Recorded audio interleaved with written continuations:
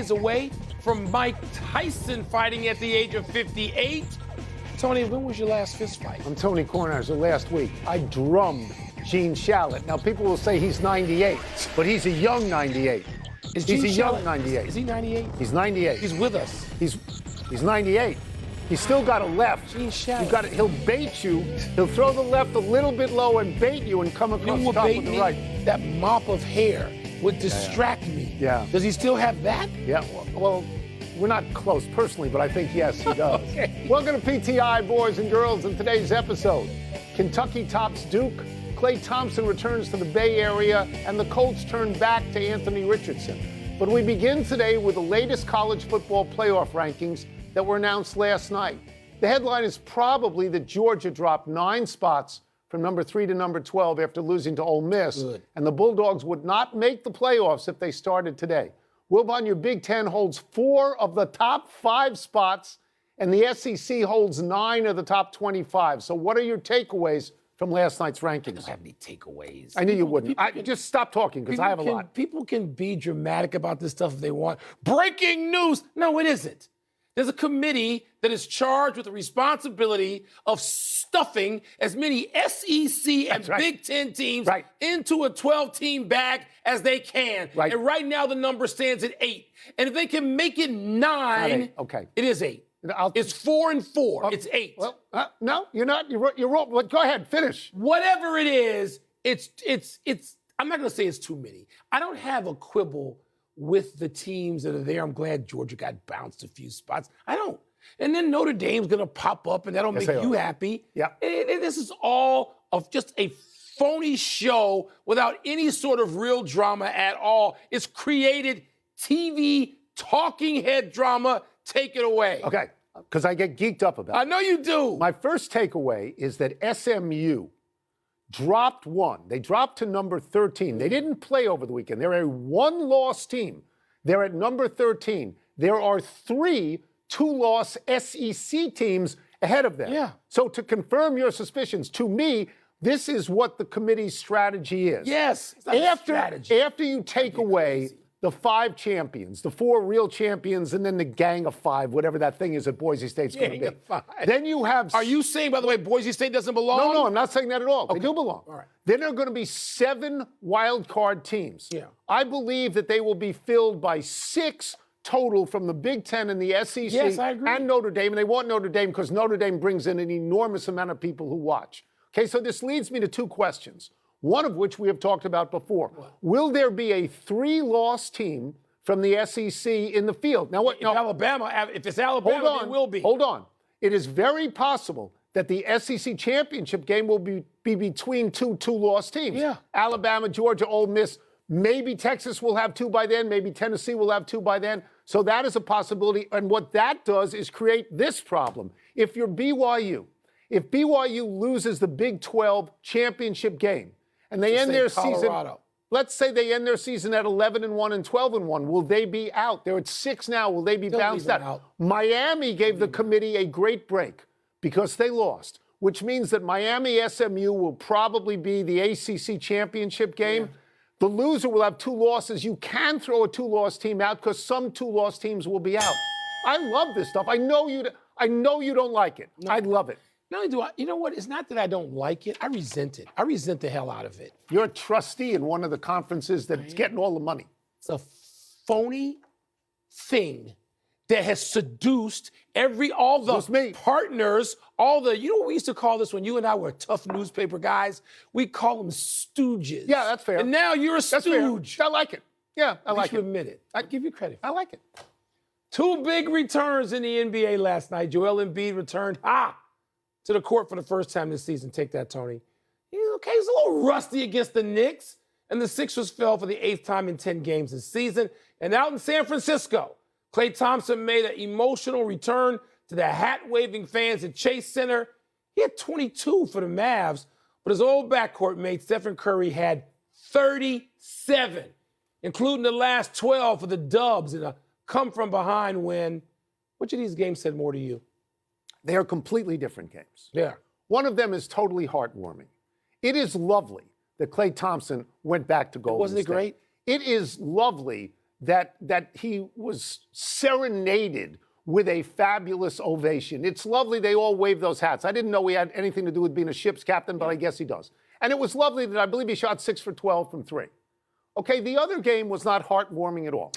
Joel Embiid stunk the joint out. He was awful. It was his first game. He was. Can you grade on the curve a little bit? He was awful. He shot 2 for 11 from the field. He played 26 minutes. No he had boards. 3 rebounds. That's all. Okay? He was gassed all the time. Totally gassed. You used the word rusty. Yeah. That is very kind and charitable of you. Well, okay, I'm that kind of guy. He was actually terrible. And he has to play himself back into shape. You can't play yourself back into shape if you sit out the back-to-back. He's out.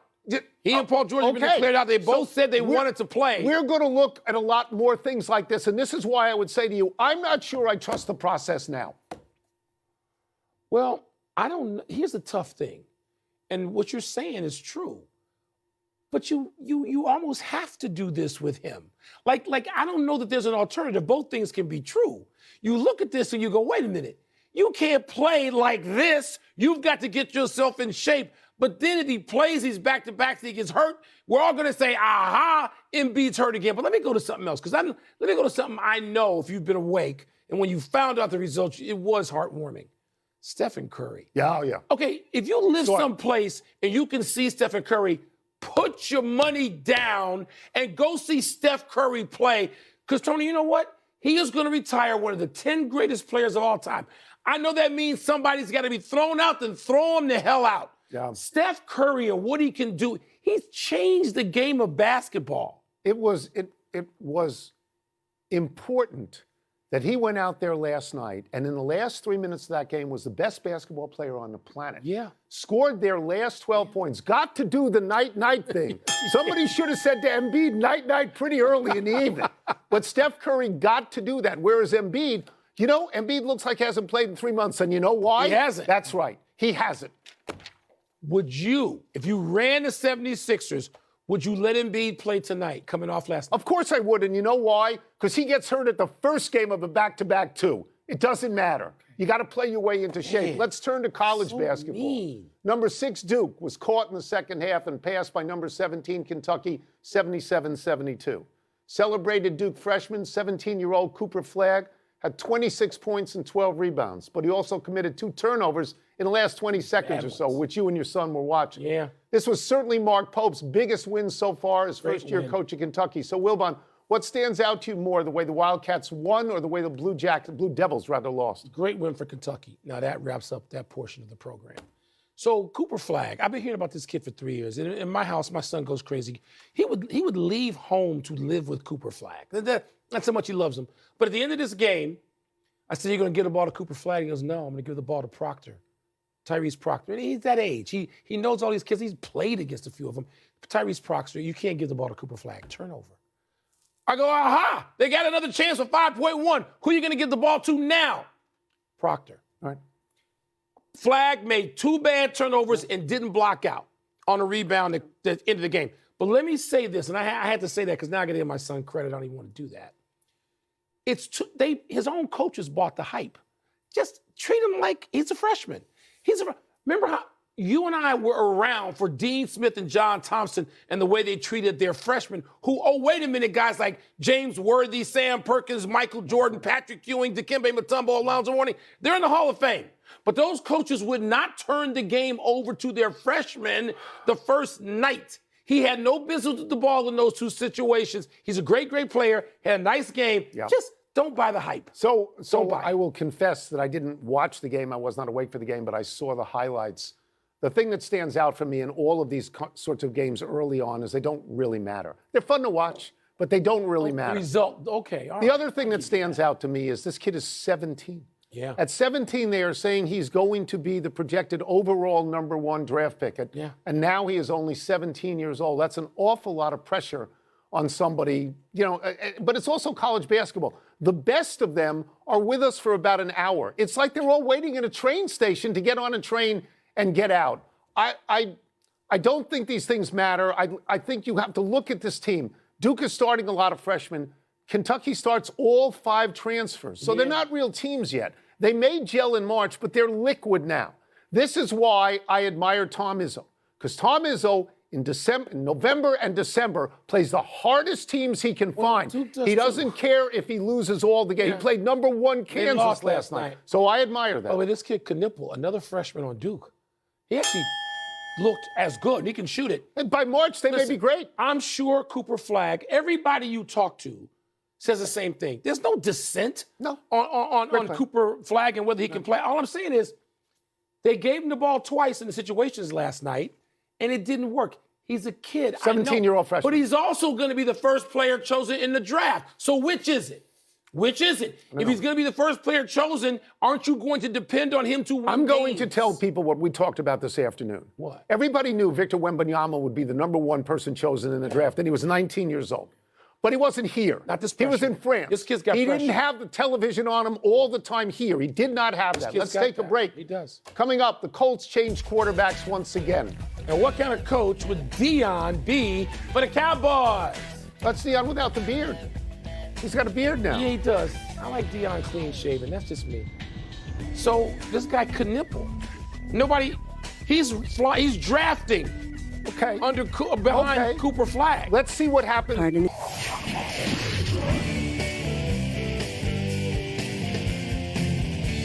Time to get it on with Lexicon. What's first? The Colts' decision to go back to Anthony Richardson at quarterback is blank.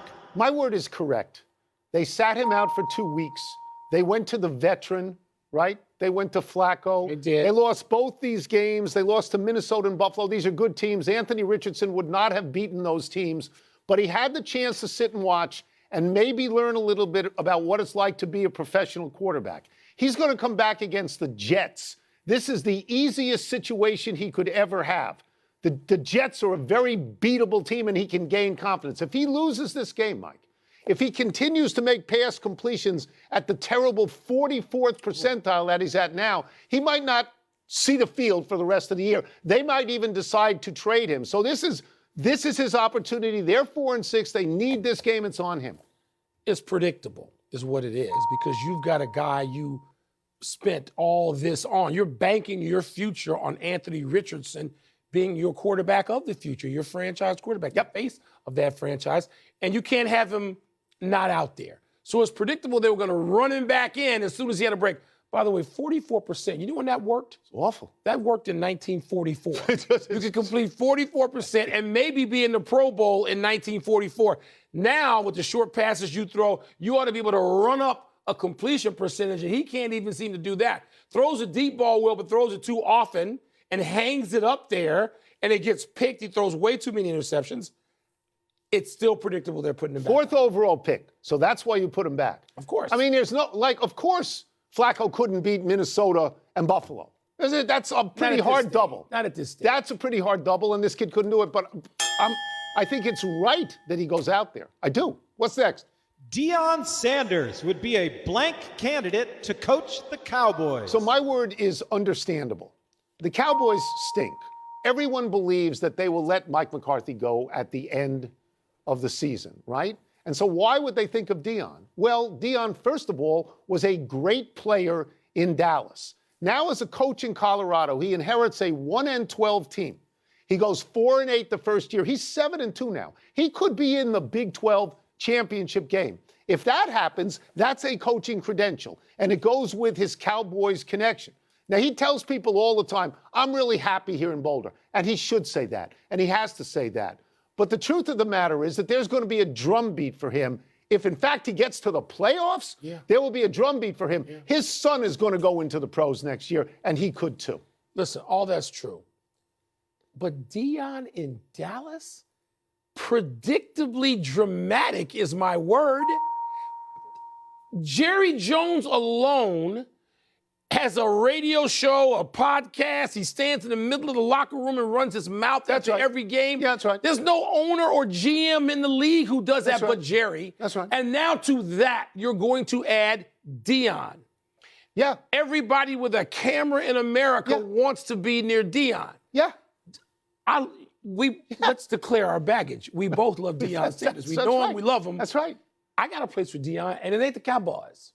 How about Florida State? How about his sorry blank alma mater?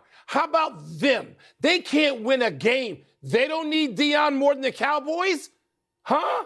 Florida Mike, State? are He's you- at college. He's already proven himself at that level. Deion- He can go back there, go to the transfer portal once, and probably get them to an Orange Bowl or Deion something. is going to have a podcast wherever he goes. He's going to be on TV wherever he goes. should. He's going to talk to that duck wherever he goes because he's Deion Sanders. Yeah. So it doesn't matter where he is. The Cowboys are a great opportunity. Florida State or the Cowboys? Better job for Deion. Do you think Florida State's going to dump that coach who was 13-0 last year? I don't. He ain't That's the 13-0 final this word. year. Let's take one last break. Still to come. The Winnipeg Jets keep rolling. And Caitlin Clark shows some nerves on the tee box. So the Jets winning last night in New York is the first Jets team to win in New York in a while, don't you think? Probably so. So, massive Sunday night football game this week, Cincinnati at the Chargers. And I would say if we asked most football fans, NFL fans, who's got the best defense in the NFL, most fans would name off 4 or 5 teams before they said this one. Absolutely. And that's the Los Angeles Chargers. This is, points per game, the #1 defense in football. They give up less than 2 touchdowns a game. So 2 things that stand out under new defensive coordinator Jesse Minter. You're going to hear this a lot. They stop the run in what is known as a light box. Well, exactly, what does that mean for the folks at home? We always talk about as a defense, sometimes you can bring 8 guys up in the box when you hear people say that, and you'll have 8 defenders here. For the Chargers, they're playing this with 6 defenders, and typically when you see this, you're saying, you know what, we're outnumbered up front, and they have the advantage to run the ball, especially with a running back like Nick Chubb. Yeah, because I sit here and I got 5 offensive linemen and a tight end, so I got a hat for a hat. So in a run game, I think good because when you play in a light box, that means that you have 2 safeties that are able to play coverage back and make sure that you play that umbrella coverage. Why are they stopping this run so well? Because we don't feel like you have an advantage. Big number 95, Puna 4 right here. He's taking on 2 guys. They're running a duo. Somebody's supposed to work up to Henley right here and make the block on the linebacker, but they can't because he's not allowing them to. Obonya, he's pushing the pocket, and then most importantly on this edge, Khalil Mack. He's a guy that we know can get after the passer, but look how he sets this edge.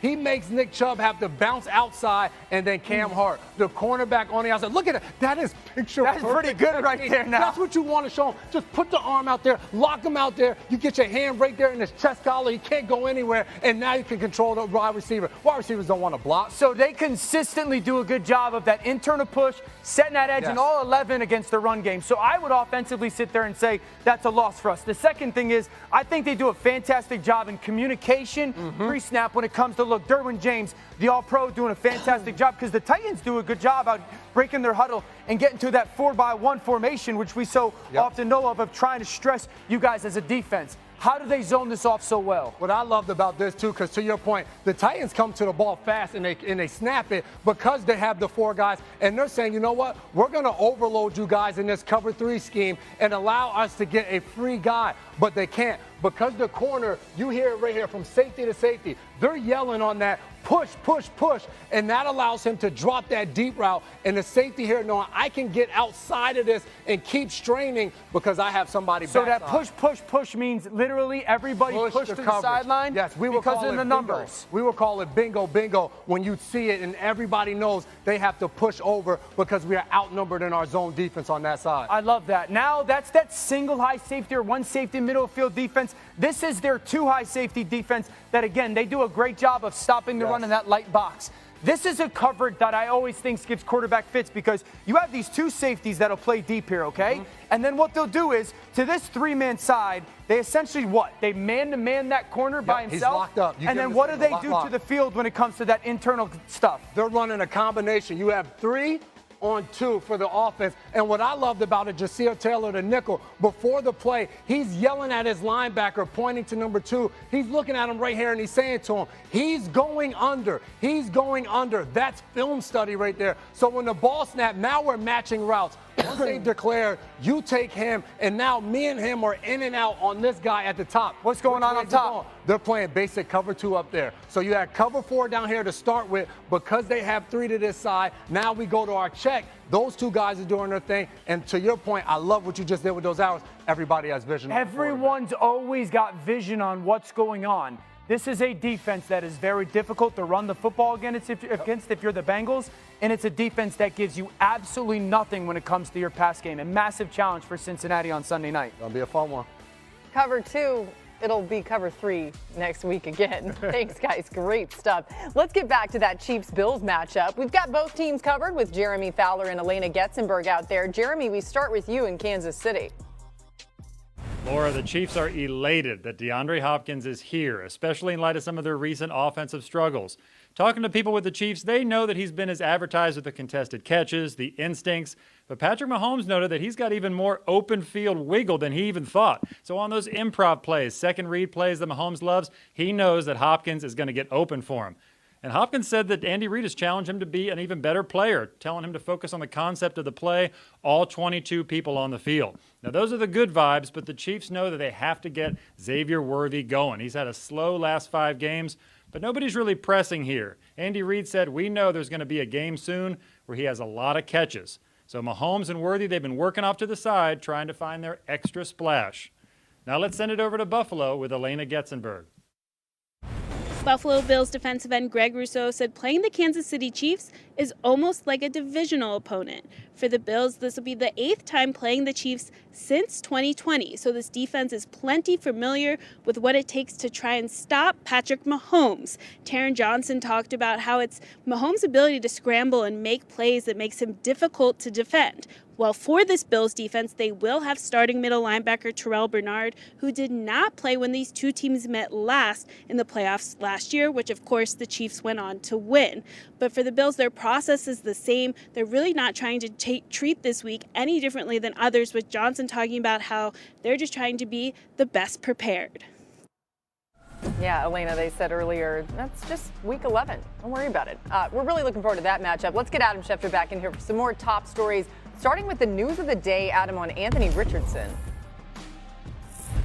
Well, the news of the day was that Anthony Richardson is back in the starting lineup. The Colts have run a reverse and inserted the former number 4 overall pick, not just for Sunday's game against the Jets, but for the remainder of the season. He will be their starting quarterback, and they will get a better idea of what he can and can't do. And speaking of quarterback moves in Jacksonville, the Jaguars have ruled out Trevor Lawrence for Sunday's game. They will stick to Mac Jones once again. No Trevor Lawrence against the Lions as he recovers from that injury to his left non-throwing shoulder. Jacksonville has a bye next week, and the Jaguars are confident that Lawrence will be back after the bye and that Mac Jones will go back to the bench. Meanwhile, the Bengals wide receiver T. Higgins was listed as a limited participant in today's practice ahead of Sunday night's big game against the Los Angeles Chargers on Sunday Night Football. Saw a video of him running up a hill. Certainly looked like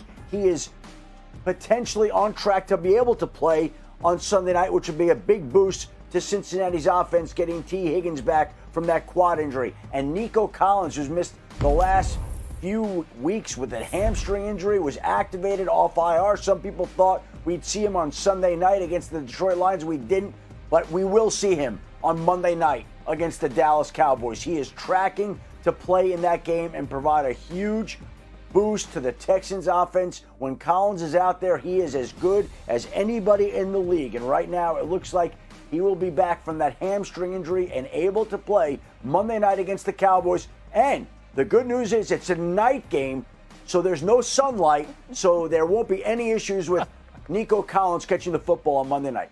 Yeah, I mean, Jerry Jones likes that when it affects the opponent, but in this case, shouldn't affect anybody. Thanks, Adam. Hopefully Collins is out there. We expect him to be. We'll be in Dallas, AT&T Stadium, for our Week 11 Monday Night Football matchup between the Texans and Cowboys, 8 Eastern on ABC, ESPN, and ESPN Deportes. Peyton and Eli.